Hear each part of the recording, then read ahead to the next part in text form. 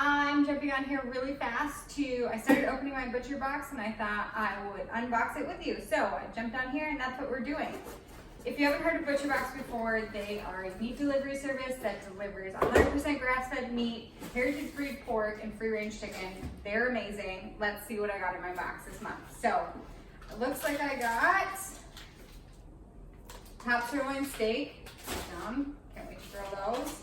Can't wait to grill these boneless pork loin chops. No, I don't know what cuts are called unless I put them on there. And, or read it.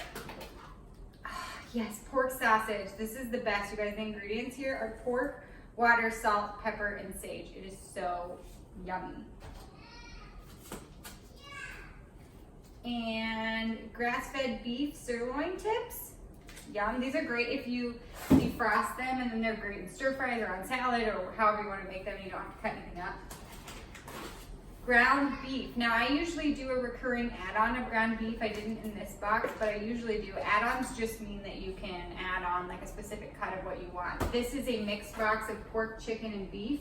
They pick what goes in it unless you do an add-on. There's also a custom box that I do sometimes because as a food blogger, I have to have specific things for different recipes, but for the most part, this is a really great way to just get, a variety of different cuts and types of meat in your diet.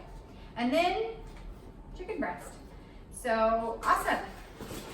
So if you haven't tried ButcherBox, I hope that you do. The meat quality is amazing. You cannot get cuts like this at the store of 100% grass-fed meat. Heritage breed pork, can't even get that at the store, not at least the ones I go to, and free-range chicken that that they've sourced from a really great place. So hope you enjoyed seeing what was in my box, and if you haven't tried it yet, definitely give it a try.